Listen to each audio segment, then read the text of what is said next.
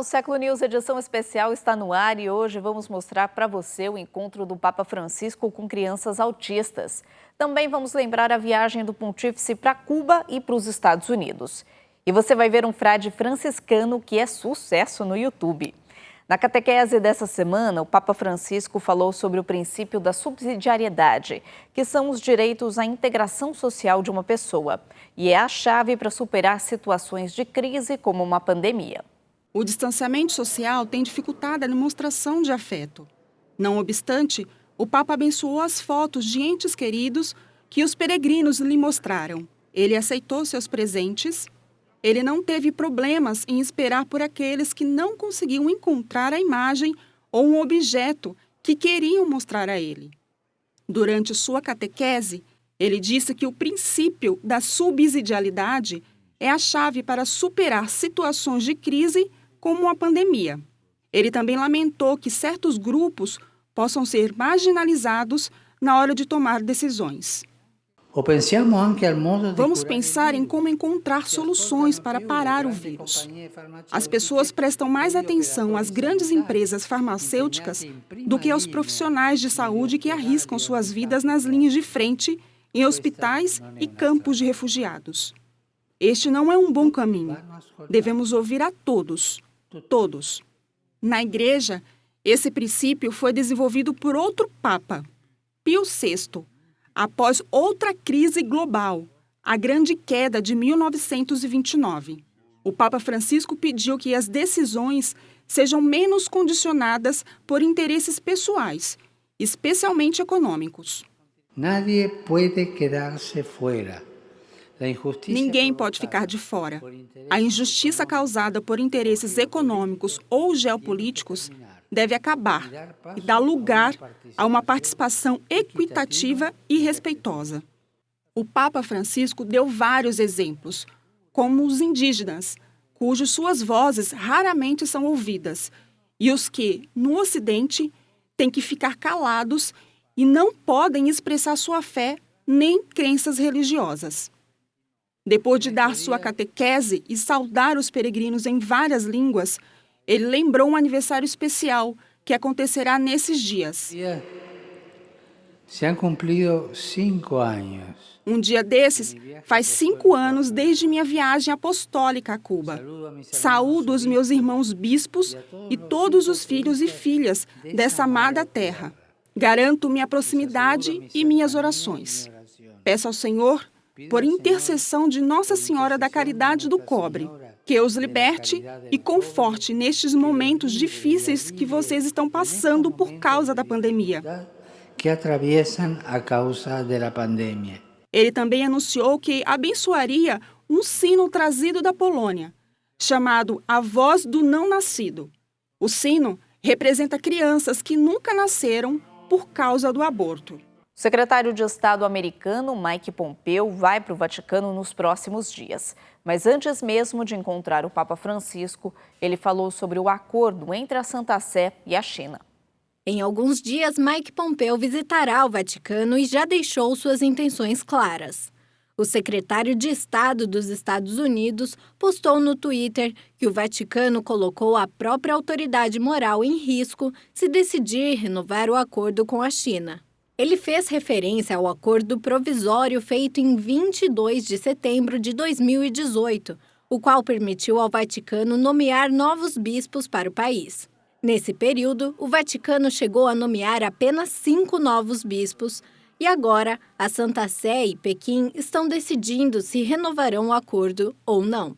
Devido à importância do acordo, Jerry O'Connell notou que existem outros fatores a serem considerados. Não apenas a situação com os bispos, por instância, a situação da igreja clandestina segue crítica. They did not touch in that agreement the question of the underground church.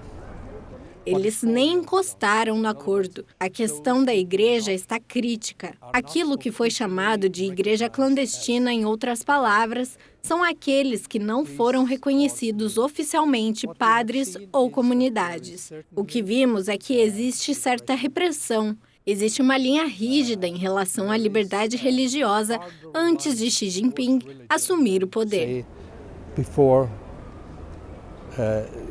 Xi Jinping came to power. Mike Pompeo fez a declaração no ano passado.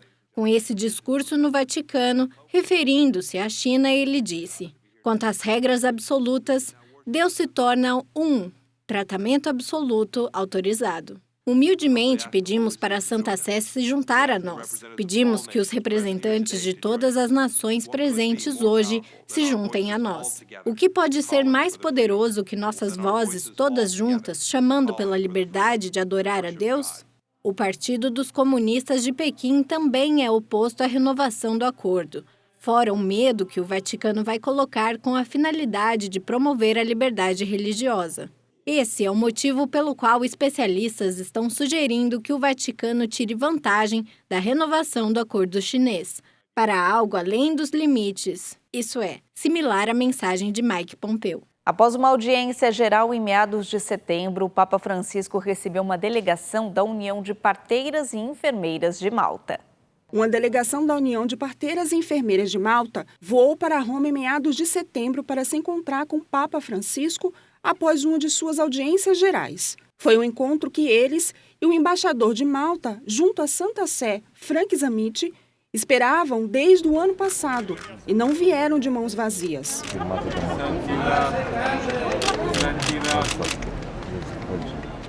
It's a tunic worn by the nurses.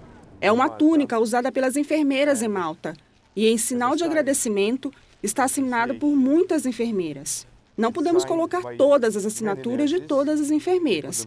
Foi assinada pelas enfermeiras nas enfermarias que trabalham com os pacientes. It was signed by the nurses on the wards, working with patients.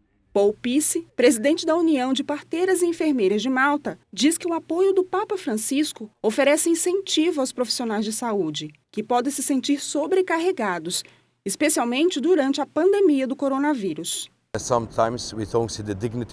Às vezes, não vemos a dignidade do paciente, a compaixão do paciente.